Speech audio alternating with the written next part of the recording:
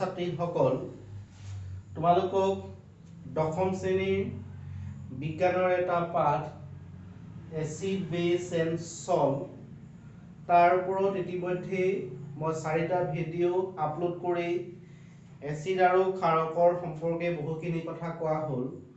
তোমালোকে আগৰ ভিডিঅ' কেইটা চাই ল'বা। মই এতিয়া তোমালোকক এচিড ক্ষাৰক আৰু লৱণ পাঠটোৰ ওপৰত ভিত্তি কৰি 5 নম্বৰ ভিডিঅ'টো আগবঢ়াবলৈ লৈছোঁ।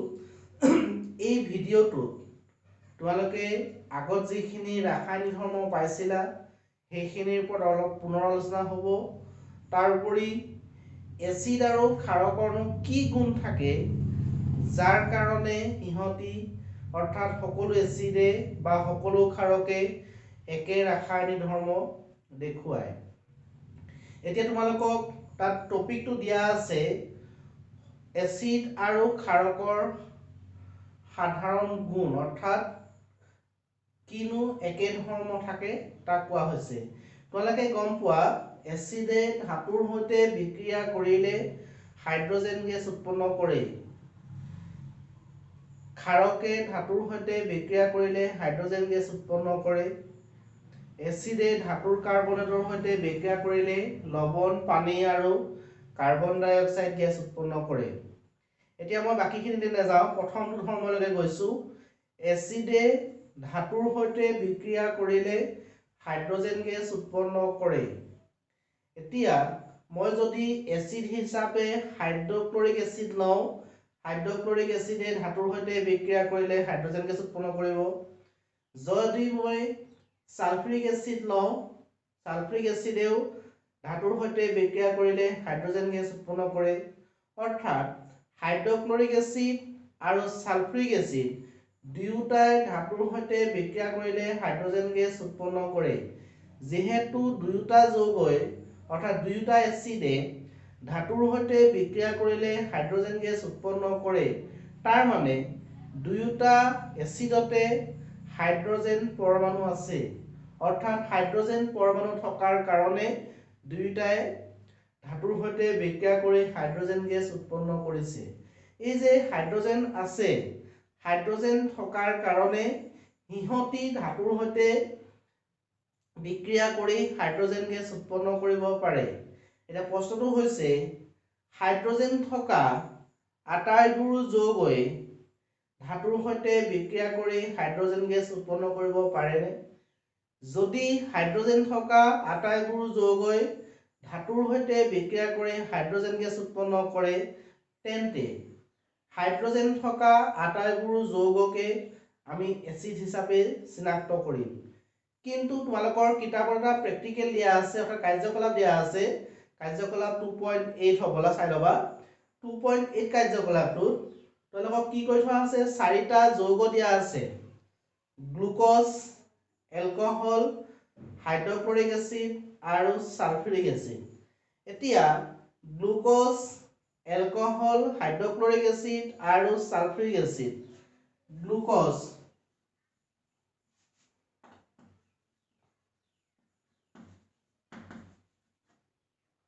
C6H12O6, ইয়াতো হাইড্ৰজেন আছে।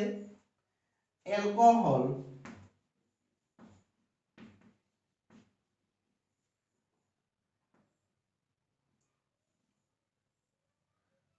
C2H5OH, হাইড্ৰক্লৰিক এচিড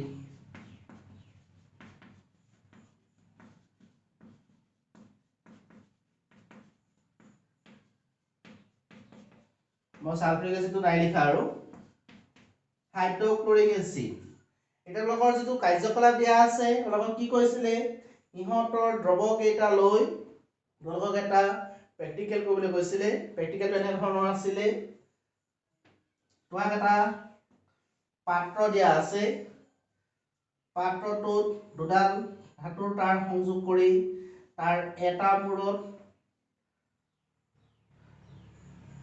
এফালে বেটেৰী এটা ধনাত্মক ঋণাত্মক এফালে ধনাত্মক সংযোগ কৰি এই মুক্ত মূৰ দুটা দ্ৰৱটোত ডুবাই দিয়া হৈছিলে।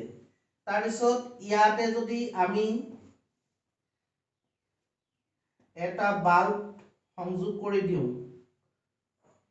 এতিয়া প্ৰশ্নটো হৈছে যদি ইয়াত আমি গ্লুকোজ লওঁ অৰ্থাৎ C6H12O6 যদি লোৱা আৰু তাৰ মাজে যদি কাৰেণ্ট পাছ কৰা, বিদ্যুৎ প্ৰবাহ চালিত কৰিলে বাল্বটো জ্বলি নুঠে। অৰ্থাৎ গ্লুকোজৰ মাজেৰে বিদ্যুৎ প্ৰবাহ সঞ্চালিত নহয়, যাৰ কাৰণে গ্লুকোজ দিয়া দ্ৰৱটোৰ ক্ষেত্ৰত বাল্বটো জ্বলি উঠা নাই।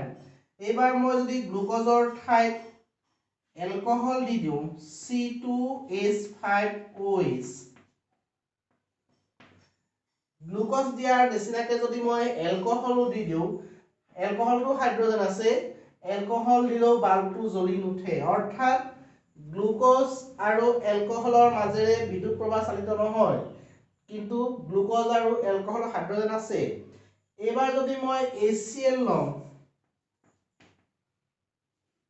HCl লৈ যদি তাৰ মাজেৰে বিদ্যুৎ প্ৰবাহ সঞ্চালিত কৰোঁ, এইবাৰ কিন্তু বাল্বটো জ্বলি উঠিব। এই যে গ্লুকোজ, এলকহল আৰু হাইড্ৰক্লৰিক এচিড, এই তিনিওটা যৌগৰ ভিতৰত মাত্ৰ ইহে বিয়োজিত হৈ H+ আৰু Cl- আয়ন উৎপন্ন কৰিব পাৰে। বাকী দুটা যৌগই H+ আয়ন উৎপন্ন কৰিব নোৱাৰে। যেতিয়া H+ আয়ন উৎপন্ন কৰিব নোৱাৰে, অৰ্থাৎ ধনাত্মক আয়ন উৎপন্ন কৰিব নোৱাৰে, বা Cl- আয়ন ঋণাত্মক আয়ন উৎপন্ন কৰিব নোৱাৰাৰ কাৰণে গ্লুকোজ আৰু এলকহলৰ মাজেৰে বিদ্যুৎ প্ৰবাহ সঞ্চালিত নহয়, যাৰ কাৰণে বাল্বটো জ্বলি নুঠে। যদি মই ইয়াত ছডিয়াম হাইড্ৰক্সাইড লওঁ, ছডিয়াম হাইড্ৰক্সাইড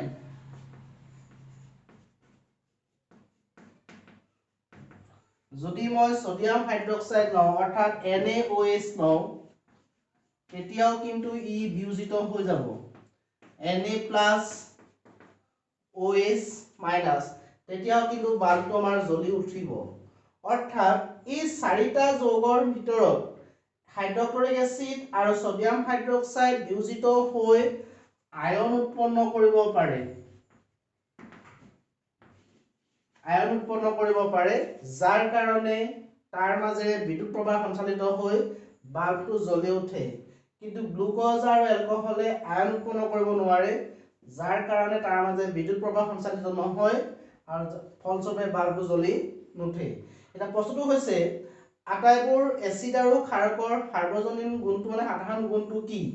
তাৰ কাৰণটো হৈছে আটাইবোৰ এচিডে জলীয় দ্ৰৱত হাইড্ৰজেন আয়ন উৎপন্ন কৰিব পাৰে। এই যে হাইড্ৰজেন আয়ন উৎপন্ন কৰিব পাৰে, ই অকল এচিড হলে নহয়, যিমানখিনি এচিড আছে, সি লাগিলে HCl হওক, H2SO4 হওক বা HNO3 হওক, আটাইবোৰ যৌগই জলীয় দ্ৰৱত বিয়োজিত হৈ H+ আয়ন উৎপন্ন কৰিব পাৰে। এই যে H+ আয়নটো প্ৰতিটো এচিডে উৎপন্ন কৰে, সেইকাৰণে আটাইবোৰ এচিডে একে ৰাসায়নিক ধৰ্ম দেখুৱায়। ঠিক একেদৰে ছডিয়াম হাইড্ৰক্সাইডে Na+ আৰু OH- আয়ন উৎপন্ন কৰে। আটাইবোৰ ক্ষাৰক, অৰ্থাৎ যি ক্ষাৰকে নহওক, জলীয় দ্ৰৱত বিয়োজিত হৈ পেলাই OH- আয়ন উৎপন্ন কৰে। এইটো চবৰে কাৰণে কমন। যেনেকৈ আমাৰ এচিডৰ কাৰণে আটাইবোৰ এচিডৰ ক্ষেত্ৰত H+ আয়ন পোৱা যায়, H+ আয়নটো কমন। ঠিক একেদৰে আটাইবোৰ ক্ষাৰকৰ ক্ষেত্ৰত OH- আয়ন পোৱা যায়, যাৰ কাৰণে আটাইবোৰ ক্ষাৰকে কি দেখুৱায়? একে ৰাসায়নিক ধৰ্ম দেখুৱায়। এতিয়া গ্লুকোজ, এলকহল, হাইড্ৰক্লৰিক এচিড আৰু ছডিয়াম হাইড্ৰক্সাইড, মাত্ৰ হাইড্ৰক্লৰিক এচিড আৰু ছডিয়াম হাইড্ৰক্সাইডৰ মাজেৰেহে বিদ্যুৎ প্ৰবাহ সঞ্চালিত হৈ বাল্বটো জ্বলি উঠিব, কিন্তু গ্লুকোজ আৰু এলকহলৰ মাজেৰে বিদ্যুৎ প্ৰবাহ সঞ্চালিত নহয়, যাৰ কাৰণে বাল্বটো জ্বলি নুঠে। তোমালোকৰ নেক্সটটো দিয়া আছে জলীয় দ্ৰৱত এচিড আৰু ক্ষাৰকৰ কি পৰিৱৰ্তন হয়? আমি পাই আহিছো জলীয় দ্ৰৱত এচিড আৰু ক্ষাৰকে এটা উৎপন্ন কৰে হাইড্ৰজেন আয়ন আৰু এটা উৎপন্ন কৰে হাইড্ৰক্সাইড আয়ন। জলীয় দ্ৰৱত এচিড আৰু ক্ষাৰকৰ কি পৰিৱৰ্তন হয় তাৰ কাৰণে এটা প্ৰেক্টিকেল দিয়া আছে। প্ৰেক্টিকেলটো দি থোৱা আছে। এটা শুকান পৰীক্ষানলীত অলপমান ছডিয়াম ক্লৰাইড লোৱা। এটা শুকান পৰীক্ষানলীত অলপমান সোডিয়াম ক্লোৰাইড লোৱা আৰু তাত অলপ গ্ৰাফৰ সালফ্ৰিক এচিড অৰ্থাৎ H2SO4 মিহলি কৰিবলৈ কোৱা হৈছে। এটা পৰীক্ষানলীত অলপ সোডিয়াম ক্লোৰাইড লৈ তাত H2SO4 মিহলি কৰিবলৈ কোৱা হৈছে। যেতিয়া সোডিয়াম ক্লোৰাইড লৈ H2SO4 মিহলি কৰি দিম, মিহলি কৰি দিয়াৰ লগে লগে NaCl আৰু H2SO4 মাজত বিক্ৰিয়া সংঘটিত হ'ব আৰু এই বিক্ৰিয়াটো হ'ব দ্বি অপহৰণ বিক্ৰিয়া। তোমালোকে পাই আহিছা দ্বি অপহৰণ বিক্ৰিয়া, ডাবল ডিসপ্লেসমেন্ট ৰিয়েকচন অৰ্থাৎ দ্বি অপহৰণ বিক্ৰিয়া। দ্বি অপহৰণ বিক্ৰিয়াৰ সংজ্ঞাটো আছিলে যৌগ দুটাৰ মাজত আয়নৰ বিনিময় হৈ যি বিক্ৰিয়া সংঘটিত হয় তাকে কোৱা হয় দ্বি অপহৰণ বিক্ৰিয়া। গতিকে আয়নৰ বিনিময় হ'বৰ কাৰণে ই বিয়োজিত হ'ব Na+ Cl-, ই বিয়োজিত হ'ব H+ SO4 2-।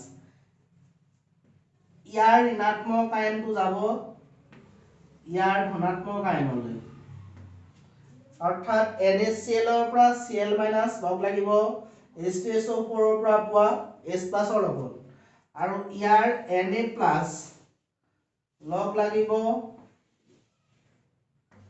ইয়াৰ SO4 2- ৰ লগত। এতিয়া আমি চাওঁচোন Na+ এ SO4 2- এ লগ লাগিলে উৎপন্ন হ'ব Na2SO4 প্লাছ H+ এ Cl- এ লগ লাগিলে উৎপন্ন হ'ব HCl। গতিকে NaCl plus H2SO4 gives Na2SO4 plus HCl।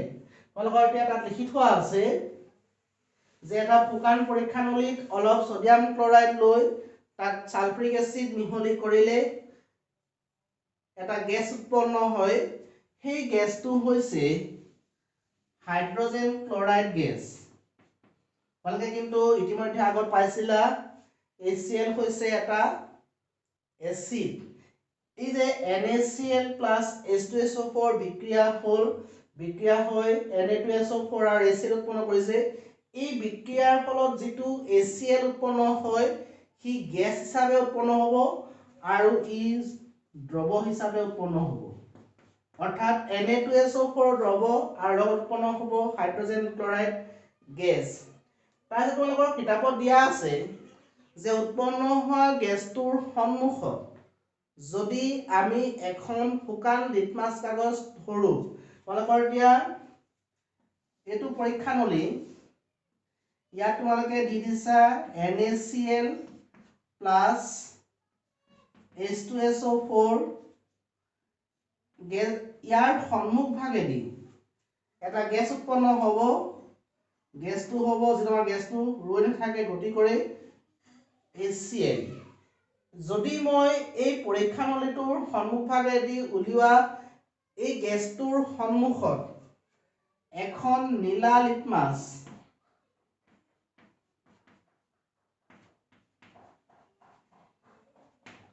যদি মই নীলা লিটমাছ ধৰো, আমি গম পাওঁ এচিডৰ ক্ষেত্ৰত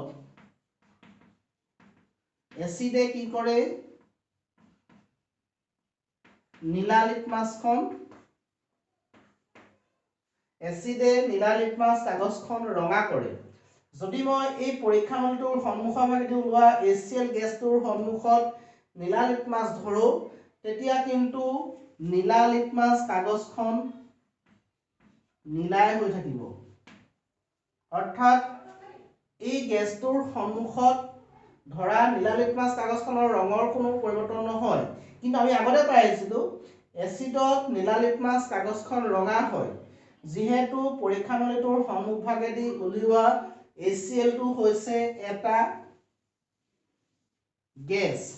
গেছ হোৱাৰ কাৰণে সি বিয়োজিত হোৱা নাই, অৰ্থাৎ গেছীয় অৱস্থাত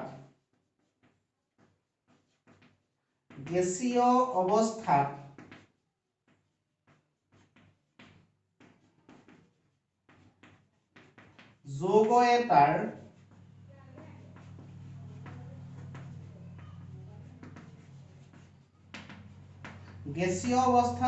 এটাৰ বিয়োজন নহয়। বিয়োজন নহয় মানে এটা কি বুঝাব আয়ন উৎপন্ন নাই হোৱা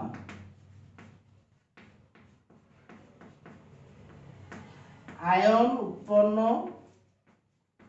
নাই হোৱা অৰ্থাৎ আয়ন উৎপন্ন নোহোৱাৰ কাৰণে নীলা লিটমাছ কাগজখন কি হ'ব নোৱাৰে ৰঙা হ'ব নোৱাৰে এইখিনি এটা প্ৰশ্ন আহে কিয় HCl গেছে শুকান লিটমাছ কাগজৰ ৰঙৰ পৰিৱৰ্তন নঘটায় তোমালোকৰ কিতাপৰ প্ৰশ্নটো আছে আকৌ কৈ দিছো কিয় শুকান HCl গেছে শুকান লিটমাছ কাগজৰ ৰঙৰ পৰিৱৰ্তন নঘটায় আমি কি লিখিম গেছীয় অৱস্থাত HCl ৰ বিয়োজন নহয় যাৰ কাৰণে আয়ন উৎপন্ন নহয় আৰু ফলস্বৰূপে নীলা লিটমাছ কাগজখন ৰঙা নহয় যদি আমি এইবাৰ এখন সিক্ত অৰ্থাৎ তিতি থকা সিক্ত লিটমাছ নীলা লিটমাছ কাগজ লৈ পেলাই ইয়াত ধৰি দিও সিক্ত মানে দ্যাট মিন্স কি সোমাব তুমি সোমাই আছে ইয়াত সিক্ত মানে পানী সোমাই আছে যদি আমি এখন তিতি থকা নীলা লিটমাছ কাগজ HCl গেছটোৰ সন্মুখত ধৰো তেতিয়া কিন্তু লগালগ নীলা লিটমাছ কাগজখন হৈ যাব ৰঙা অৰ্থাৎ এই যে HCl যৌগটো আছিল কি প্ৰথম অৱস্থাত গেছীয় অৱস্থাত আছিল গেছীয় অৱস্থাত থকাৰ কাৰণে কি বিয়োজন ঘটা নাছিল যাৰ ফলস্বৰূপে নীলাখন নীলাই হৈ আছিল কিন্তু নীলা লিটমাছ কাগজখন মই সিক্ত কৰিলো তিয়াই লোৱাৰ কাৰণে তাত কি অণু সোমাই গ'ল পানীৰ অণু সোমাই গ'ল আৰু এই পানীৰ অণুটোৱে ইয়াৰ সংস্পৰ্শলৈ গুচি আহিব অৰ্থাৎ পানী অণু যেতিয়া গেছীয় HCl ৰ সংস্পৰ্শলৈ আহিব ই লগালগ বিয়োজিত হৈ যাব H+NCl- প্ৰথম অৱস্থাত কিন্তু সি বিয়োজন হোৱা নাছিলে কাৰণ কেলে হোৱা নাছিলে সি পানী পোৱা নাছিলে যেতিয়া মই লিটমাছ কাগজখন তিয়াই ললো তিতি থকা লিটমাছ কাগজৰ সংস্পৰ্শলৈ যেতিয়া HCl আহিলে ই লগালগ বিয়োজিত হৈ গ'ল H+ আৰু Cl- আয়ন এই যে H+ আয়নটো উৎপন্ন হ'ব এই H+ আয়নে কি কৰি দিয়ে নীলা লিটমাছ কাগজখন ৰঙা কৰি দিয়ে গতিকে আমি এই প্ৰেক্টিকেলটোৰ পৰা গম পালো যে এচিড এটাই জলীয় দ্ৰৱৰ সংস্পৰ্শতহে H+ আয়ন উৎপন্ন কৰিব পাৰে অৰ্থাৎ এচিডে জলীয় দ্ৰৱত বিয়োজিত হৈ হাইড্ৰজেন আয়ন উৎপন্ন কৰিব পাৰে প্ৰথমতে HCl গেছীয় আছিল আমি কিন্তু গম পাই ইয়াৰ নামটো হৈছে হাইড্ৰক্লৰিক এচিড কিন্তু ই যেতিয়া গেছ ফৰ্ম হৈ আছিল তেতিয়া ই কি কৰিব নাছিল বিয়োজন হোৱা নাছিল যাৰ কাৰণে নীলা লিটমাছ কাগজখন নীলাই হৈ আছিল যেতিয়া HCl টো পানীৰ সংস্পৰ্শলৈ আহিলে অহাৰ লগে লগে সি কি কৰিলে জলীয় দ্ৰৱ পালে লগালগ সি বিয়োজিত হৈ গ'ল বিয়োজিত হৈ উৎপন্ন কৰিলে H+ আৰু Cl- আৰু এই H+ আয়ন উৎপন্ন হোৱাৰ কাৰণে নীলা লিটমাছ কাগজখন এচিডত কি হৈ যায় ৰঙা হৈ যায় যদি মই HCl নলৈ যদি এটা ক্ষাৰক লওঁ ক্ষাৰক যদি মই NaOH লওঁ হিউ কি হ'ব লাগিব জলীয় দ্ৰৱৰ সংস্পৰ্শলৈ আহিলে বিয়োজিত হ'ব বিয়োজিত হৈ OH- আয়ন উৎপন্ন কৰে আৰু এই OH- আয়নৰ কাৰণে ৰঙা লিটমাছ কাগজখন কি হৈ যায় নীলা হৈ যায় গতিকে তোমালোকে এচিড এটাৰ কি হয় এচিড আৰু ক্ষাৰকৰ ৰাসায়নিক ধৰ্ম গম পালা এচিড আৰু ক্ষাৰকৰ কিনো সাধাৰণ মিল থাকে সেইটো গম পাইছা তাৰ পিছত এইখিনিতে আৰু এটা কথা আহে ক্ষাৰক আৰু এটা শব্দ পাবা ক্ষাৰ যাক কোৱা হয় বা এলকালি এলকালি ইংলিছ টাৰ্ম তাক অসমীয়াটো লিখে ক্ষাৰ বা এলকালি ক্ষাৰক বুলি সংজ্ঞাটো আছিলে যিবোৰ পদাৰ্থ জলীয় দ্ৰৱত OH- আয়ন উৎপন্ন কৰে সেইবোৰ ক্ষাৰক ঠিক একেদৰে এইটো একেটাই হ'ব যিবোৰ পদাৰ্থ জলীয় দ্ৰৱত OH- আয়ন উৎপন্ন কৰে সেইবোৰ হ'ব ক্ষাৰ বা এলকালি এতিয়া ক্ষাৰক আৰু ক্ষাৰ দুইটাৰ মাজত এটা পাৰ্থক্য আছে যদিও দুইটাৰ মিলটো আছে যে যিবোৰ পদাৰ্থ জলীয় দ্ৰৱত বিয়োজিত হৈ OH- আয়ন উৎপন্ন কৰে সেইবোৰ ক্ষাৰক যিবোৰ পদাৰ্থ জলীয় দ্ৰৱত বিয়োজিত হৈ OH- আয়ন উৎপন্ন কৰে সেইবোৰ ক্ষাৰ কিন্তু মেইন ক্ষাৰৰ যিটো বা এলকালি যিটো সংজ্ঞা সেইটো হৈছে যিবোৰ ক্ষাৰক দ্ৰৱীভূত হয়, যিবোৰ ক্ষাৰক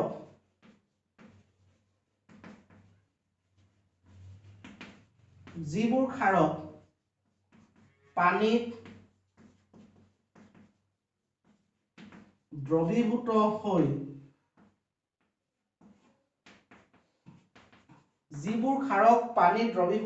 হৈ সেইবোৰক কোৱা হয় ক্ষাৰ বা এলকালি। এতিয়া ক্ষাৰকও OH মাইনাছ উৎপন্ন কৰে, ক্ষাৰও OH মাইনাছ উৎপন্ন কৰে, কিন্তু আটাইবোৰ ক্ষাৰক ক্ষাৰ হ'ব নোৱাৰে। কাৰণ কেলে নোৱাৰে? আটাইবোৰ ক্ষাৰকে পানীত দ্ৰৱীভূত হ'ব নোৱাৰে। ই পানীত বিয়োজিত হৈ OH মাইনাছহে উৎপন্ন কৰিব। ই OH মাইনাছ উৎপন্ন কৰিব, লগতে কি হৈছে পানীত সম্পূৰ্ণৰূপে দ্ৰৱীভূত হৈ যায়। অৰ্থাৎ যিবোৰ ক্ষাৰক পানীত সম্পূৰ্ণৰূপে দ্ৰৱীভূত হয় সেইবোৰক কোৱা হয় ক্ষাৰ বা এলকালি। এতিয়া আমাৰ প্ৰশ্ন আহিব পাৰে যে আটাইবোৰ ক্ষাৰকে এলকালি নহয়। কাৰণ কেলে নহয়? আটাইবোৰ ক্ষাৰক পানীত দ্ৰৱীভূত হ'ব নোৱাৰে। যদি মই ওলোটাকে চাওঁ, আটাইবোৰ ক্ষাৰ বা এলকালি হৈছে ক্ষাৰক। বুজি পাইছে চাগে? আটাইবোৰ ক্ষাৰক এলকালি হ'ব নোৱাৰে। ইয়াৰ কাৰণটো হৈছে আটাইবোৰ ক্ষাৰক পানীত দ্ৰৱীভূত নহয়। কিন্তু আটাইবোৰ ক্ষাৰ বা এলকালি ক্ষাৰক হ'ব পাৰে। কাৰণ কেলে পাৰে? ক্ষাৰ বা এলকালি উৎপন্ন কৰে OH মাইনাছ আয়ন আৰু ক্ষাৰকো উৎপন্ন কৰে OH মাইনাছ আয়ন। তোমালোকে এতিয়া ক্ষাৰ বা এলকালি মনত ৰাখিবা এতিয়াৰ কাৰণে NaOH, KOH আৰু LiOH। এইকেইটা মনত ৰাখি থবা, পিছত পাবাগে হাই ছেকেণ্ডাৰীত। NaOH, KOH আৰু LiOH কি বুলি চিনাক্ত কৰা হয়? ক্ষাৰ বা এলকালি। আৰু NaOH ক্ষাৰকো হয়, KOH ক্ষাৰকো হয়, LiOH ক্ষাৰকো হয়, লগতে এলকালিও হয়। যদি মই দি দিওঁ জিংক হাইড্ৰক্সাইড, জিংক হাইড্ৰক্সাইড ক্ষাৰক হয় কিন্তু এলকালি নহয়। আমি ইয়াত লিখিব পাৰোঁ NaOH, আমি লিখিব পাৰোঁ LiOH। দেখা পাইছা জিংক হাইড্ৰক্সাইড ক্ষাৰক হয় কিন্তু জিংক হাইড্ৰক্সাইড এলকালি নহয়। সোডিয়াম হাইড্ৰক্সাইড এলকালি হয়, সোডিয়াম হাইড্ৰক্সাইড ক্ষাৰকো হয়। লিথিয়াম হাইড্ৰক্সাইড ক্ষাৰ বা এলকালি হয়, লগতে ক্ষাৰকো হয়। গতিকে আটাইবোৰ ক্ষাৰ বা এলকালি ক্ষাৰক হ'ব পাৰে, কিন্তু আটাইবোৰ ক্ষাৰক কি হ'ব নোৱাৰে? এলকালি হ'ব নোৱাৰে।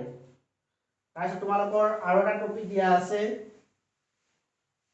এচিড আৰু ক্ষাৰকৰ লঘুকৰণ। এচিড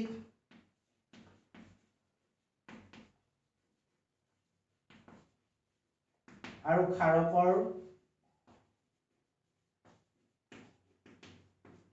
লঘুকৰণ, ডাইলিউশ্যন অফ এচিড এণ্ড বেছ। এচিড আৰু ক্ষাৰকৰ লঘুকৰণ। লঘুকৰণ মানে H+ বা OH মাইনাছ আয়নৰ গ্ৰাহতা হ্ৰাস কৰা। এচিড আৰু ক্ষাৰকৰ লঘুকৰণৰ মিনিংটো হৈছে হাইড্ৰজেন আয়ন বা হাইড্ৰক্সাইড আয়নৰ গ্ৰাহতা হ্ৰাস কৰা। এতিয়া তোমালোকে চাগে গ্ৰাহতা মানে গম পাইছা। মই এটা উদাহৰণ দি দিছো, এতিয়া গম পাই যাবা গ্ৰাহতা মানে কি। তোমালোকক যেনিবা দিয়া আছে 50 মিলিলিটাৰ পানী, দুইটা দ্ৰৱতে দিয়া আছে 50 মিলিলিটাৰ পানী। এই 50 মিলিলিটাৰ পানীত তোমালোকক দিয়া হ'ল 20 গ্ৰাম চেনি। এই 50 মিলিলিটাৰ পানীত দিয়া হৈছে 20 গ্ৰাম চেনি আৰু এই 50 মিলিলিটাৰ পানীত দিয়া হৈছে 50 গ্ৰাম চেনি। এতিয়া তোমালোকৰ চোৱা 50 মিলিলিটাৰ পানীত 20 গ্ৰাম চেনি এটা দ্ৰৱ পাবা, 50 মিলিলিটাৰ পানীত 50 গ্ৰাম চেনি এটা দ্ৰৱ পাবা। দেখিছা ইয়াত 20 গ্ৰাম চেনি আছে, ইয়াত 50 গ্ৰাম চেনি আছে। গতিকে আমি চাই পেলাই ক'ব পাৰিম এই দ্ৰৱটোৰ সোৱাদটো বেছি মিঠা, এই সোৱাদটো অলপ কম হ'ব, কাৰণ ইয়াত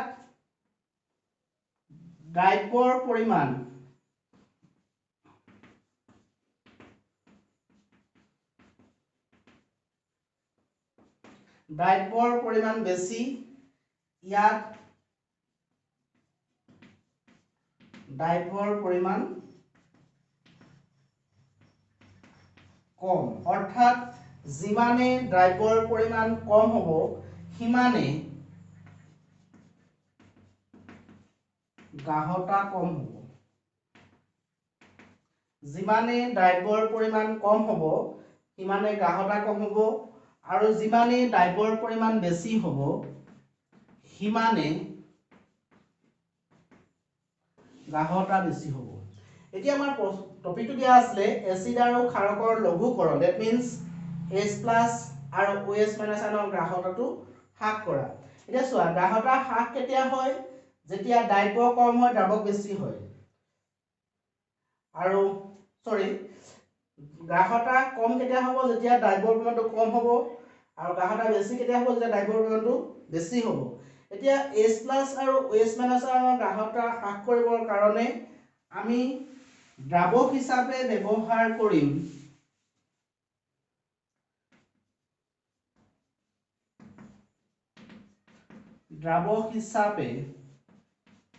ব্যৱহাৰ কৰিম পানী, অৰ্থাৎ পানী দি পেলাই এচিড আৰু ক্ষাৰকৰ গাঢ়তাটো হ্ৰাস কৰিম।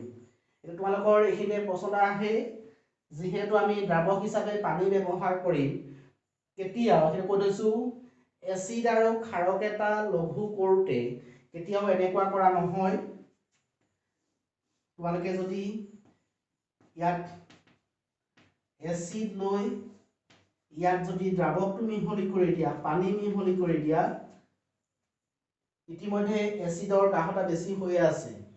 যদি তোমালোকে ইয়াত পানী মিহলি কৰি দিয়া, পানীৰ গাঢ়তাটো কম, এতিয়া যদি এচিড লৈ তাত যদি পানী মিহলি কৰি দিয়া, মিহলি কৰি দিয়াৰ লগে লগে উৎপন্ন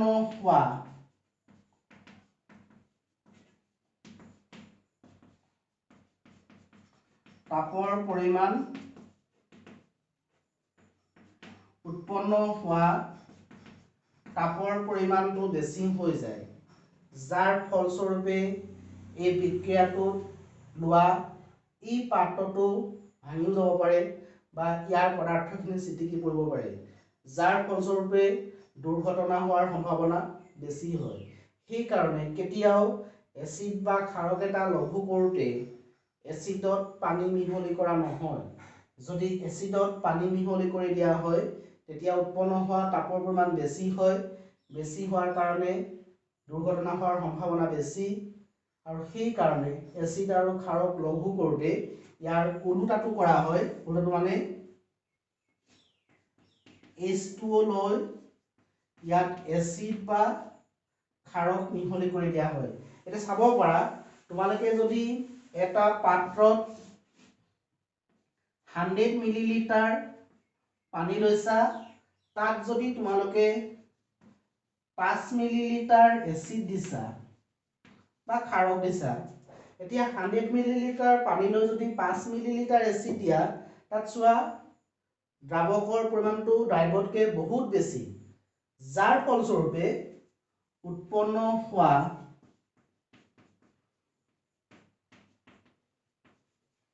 উৎপন্ন হোৱা তাপ কি হৈ যায়? কম হয়, আৰু যাৰ ফলস্বৰূপে এচিডৰ দ্ৰৱটোত গাঢ়তা কমি যায়। গতিকে এচিড আৰু ক্ষাৰক লঘু কৰোঁতে সদায় মনত ৰাখিবা, পানী কেতিয়াও এচিডত দিয়া নহয়, সদায় পানীতহে এচিড মিহলি কৰি দিয়া হয়। এতিয়া এচিড আৰু ক্ষাৰক লঘু কৰোঁতে প্ৰতি একক আয়তনত H+ আয়ন বা OH- আয়নৰ গাঢ়তা কমি যায়। কিন্তু যেতিয়া আমি পানীত এচিড মিহলি কৰি দিম, মিহলি কৰি দিলেও উৎপন্ন হোৱা তাৰপৰা তাপ উৎপন্ন হ'ব, কিন্তু 100 মিলিলিটাৰ পানী যদি 5 মিলিলিটাৰ এচিড দিয়া, তেতিয়া উৎপন্ন হোৱা তাপৰ পৰিমাণ বহুত কম হয়, যাৰ কাৰণে ইয়াৰ পৰা মিশ্ৰণটো ছিটিকি পৰাৰ সম্ভাৱনা কম। কিন্তু উল্টাকে যদি আমি ইয়াত 100 মিলিলিটাৰ এচিড লৈ 5 মিলিলিটাৰ পানী দি দিওঁ, তেতিয়া কিন্তু দুৰ্ঘটনা হোৱাৰ সম্ভাৱনা বহুত বেছি। গতিকে সদায় এচিড বা ক্ষাৰক লঘু কৰোঁতে পানীতহে এচিড মিহলি কৰিবা, কেতিয়াও এচিডত পানী মিহলি নকৰিবা। ছাত্ৰ ছাত্ৰীসকল, তোমালোকক ইতিমধ্যে এচিড আৰু ক্ষাৰকৰ সাধাৰণ গুণ, জলীয় দ্ৰৱত এচিড আৰু ক্ষাৰকৰ কি পৰিৱৰ্তন হয়, আৰু তাৰোপৰি এচিড আৰু ক্ষাৰক এটা লঘু কৰোঁতে কি ঘটে সেই সম্পৰ্কে কোৱা হ'ল। গতিকে সকলোৱে ভালদৰে চাবা।